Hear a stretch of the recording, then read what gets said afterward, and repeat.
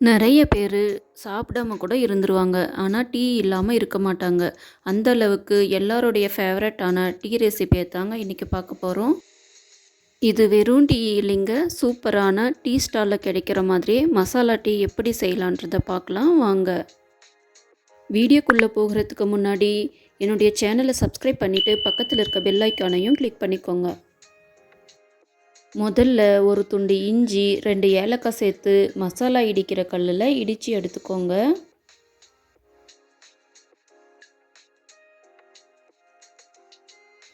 ரொம்ப நைஸாக இடிக்க வேண்டிய அவசியம் இல்லைங்க. இந்த அளவுக்கு இடித்து எடுத்துக்கிட்டாலே போதும்.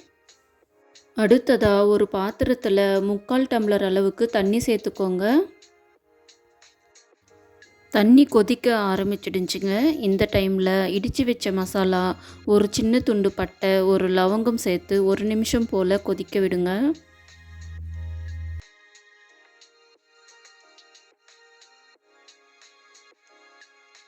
இது கூடவே 1 டேபிள் ஸ்பூன் டீ பொடி சேர்த்து ஒரு 2லிருந்து 3 நிமிஷம் கொதிக்க விடுங்க.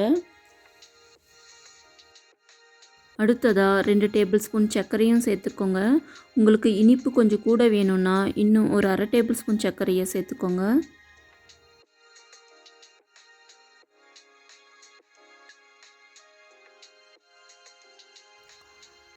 சர்க்கரை நல்லா கரைஞ்ச உடனே ஒரு டம்ளர் பால் சேர்த்துக்கோங்க. இது கொஞ்சம் கூட தண்ணி சேர்க்காத கெட்டி பால்.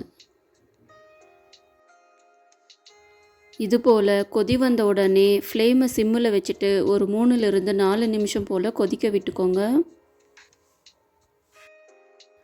அவ்வளோதாங்க, நம்ம போட்ட மசாலாவோட ஃப்ளேவரெல்லாம் டீக்குள்ளே நல்லா இறங்கி சூப்பரான நல்ல நறுமணத்தோட ஒரு மசாலா டீ ரெடி ஆயிடுச்சு.